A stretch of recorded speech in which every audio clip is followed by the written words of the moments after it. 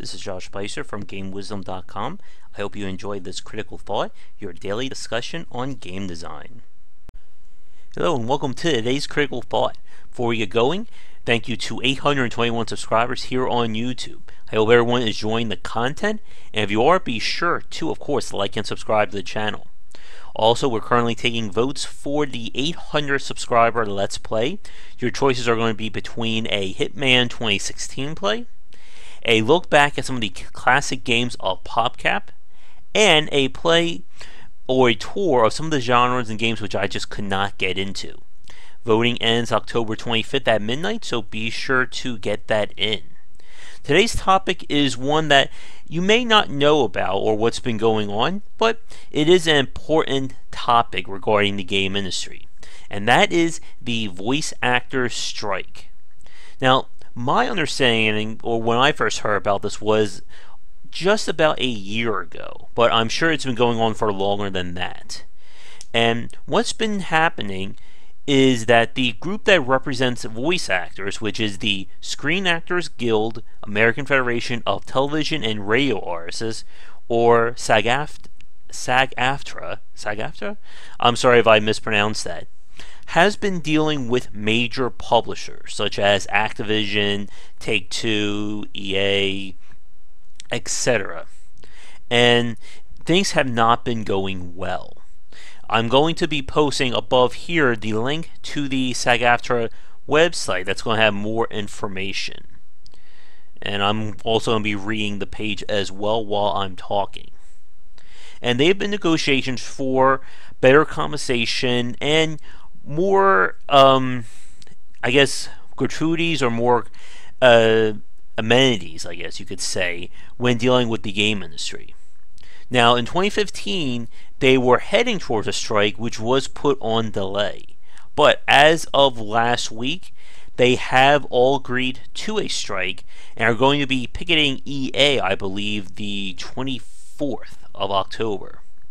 And I know for most consumers, this may not sound like a big deal, or may not even know what's going on, which is why I wanted to dedicate a critical thought to it, as part of the goal of Game Wisdom and of course the YouTube channel is to talk about topics and games which you may not be aware of.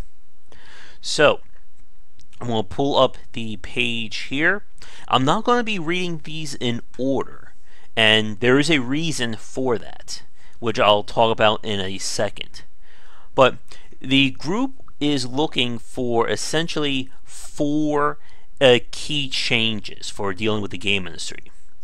The first one is transparency, where they want to know more about the job that they're doing before they agree to it or sign a contract. This could include, any kind of gratuitous scenes, saying racially or offensive topics, stuff like that. So what they want is essentially more transparency when dealing with game studios. What am I going to be saying? What's the role I'm doing? Stuff like that. The next one is more for people who are dealing with motion capture or doing stunt work. As we've seen, especially in the AAA department, developers and publishers are pushing the lines when it comes to this to try and make their games more cinematic and more realistic. So for actors who are being asked to do their own stunts and stuff like that, they would like a stunt coordinator. They want someone to help them, perform these stunts. If there's any kind of physical activity, make sure everyone is safe, train them, stuff like that. And I know right now you're all pretty much going to be for this. The next one is vocal stress. Ways of, making sure that the actors aren't, overstressing their voices and, working so much that it's going to cause them injury. And for those of you watching this who don't do a lot of voice acting or talking, I know this sounds a little bit weird, but as someone who has been increasing the amount of words they're saying daily with videos like this, the podcast, and the streams, I can certainly attest to that. And that's not even counting the people who, when they do their voice acting, do stuff like screaming, yelling, And remember, this is stuff they have to do repeatedly until they get the right take. So having some kind of protection or limiting that in a day, I would definitely be for. Now, right now, I'm sure all of you are in agreement, whether or not you're in the game industry or not, for these demands. It's this next one where I'm sure things will change. And one of the last things that SAG-AFTRA are looking for is secondary compensation, aka residuals, royalties, bonuses, however you want to say it. And what they're looking for, I'm going to be reading this from the site. They want compensation for every 2 million copies or downloads sold or subscribers for online games, with a cap at 8 million. So essentially what that means is from their original payment or their original compensation, they would like up to 4 bonus payments based on 2, 4, 6, and 8 million essentially copies sold or whatever. And they will say that, let's see, and I'm just reading the information as I'm looking at this, and they argue for it. Now, it says something about it'll net you up to 4 extra UN scale payments for your performance, currently at $3,300. I'm not sure if that's accurate or not. I'm not a voice actor, so I'm not going to be able to say yes or no. But here's what I do know. There's a good chance, as I read you that demand for secondary compensation, that for all of you who play video games or are developers in your own right, I'm sure this same thought popped into your heads. Screw them. And I know that because it popped into my head when I first read that a year ago. And before I talk about why we should be helping them, let's look at why. Let's look at why that is. Why we're pretty much in the game industry are going to be against that. The first thing is pretty simple. It's giving bonuses to people who aren't making video games. We all have heard the horror stories of working in the game industry, the long hours, the physical and mental stress that puts on people, the fact of the high turnover rate. And I know immediately any kind of talk about giving compensation to people who aren't making games gets shut down very quickly. And for a lot of people, there's also one of the big differences between video games and other entertainment mediums. One of the reasons that SAG-AFTRA is pushing for this is what they're saying is the importance or the help that the actors bring to these games. Their work, the talent they bring helps to sell these games. Now, with that said, though, I know what most of you are going to be thinking. That when it comes to video games, a lot of people play video games for the mechanics, for the design, not for the voice acting. A lot of us grew up playing games where there was no voice acting. We just got text. And a lot of indie games as well don't even have voice acting along those lines. And this may be a harsh truth, but it needs to be said.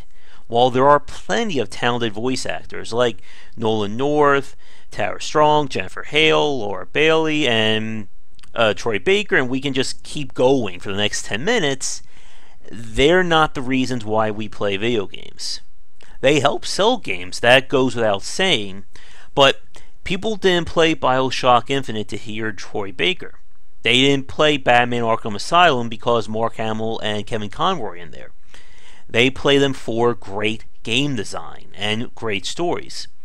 Voice actors help elevate, but they're not the draws. And it is a big difference compared to other mediums.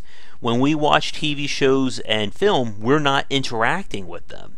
So it's up to the actors and the actresses to pull us into the show or the film based on their performance and their range. When it comes to video games, however, that's still not the case. We're still arguing whether or not games like Dear Esther and Gone Home are even considered games, which was based on another critical thought.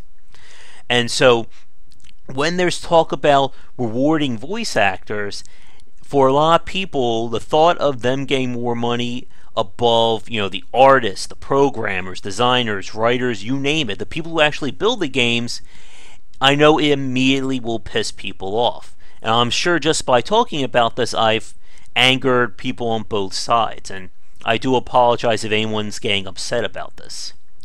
With all that said, though, I would still be for the voice actors getting what they're requesting, especially the compensation, even with all that said. And the reason is, well, very simple. This is not money that would be going to these developers. This is not a case of a publisher saying, oh, well, we would give the developers more money, but those nasty voice actors have taken it. No, it's not doing that. And one of the reasons why the voice actors are in the position to make these demands is that they are in their own union. Again, sag-aftra, I'm sorry if I keep mispronouncing that, has called for this union strike. There have been talks for years now about the game industry having their own union, but it has been shut down, and there is a lot more to unpack there that would go beyond today's critical thought. If there's anyone from the IGA who would be interested in talking about that, be sure to let me know. Also, for any voice actors or actresses who I haven't pissed off already, who would like to talk about their roles and why this is important, please get in touch with me as well. But as it stands, the voice actors and actresses are in a position to make these demands. And if this does go through and does improve for them, maybe this will motivate game developers to also start looking at this. Like I said, the game industry has had a lot of issues in terms of turnover rates and working conditions. And if the voice actors can improve conditions for them, maybe it will motivate developers to do the same. Or at least put into, again, start having these conversations. Now, one last thing I just want to look at here, and again, I'm going to not be looking at the camera while I'm doing this. I just want to pull up the list of what's going on right now. And I'm going to take a quick drink while I do that. Okay. So here's the official news as what's going on as of this recording on October 22nd of 2016. As of yesterday, the guild and the group is on strike against the following developers and publishers: Activision Publishing, Blindlight LLC, Core of Discovery Films, Disney Character Voices Incorporated, Electronic Arts, Formosa Interactive, Insomniac Games, Interactive Associates, Take-Two Software, VoiceWorks Production, and WB Games.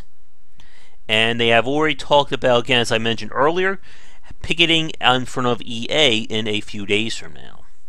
So what that means for today's critical thought is, well, there's no solution to it right now. We'll have to wait and see to get an idea of where negotiations are going to go from here. Whether things will improve for voice actors, and more importantly, what this will mean for AAA games.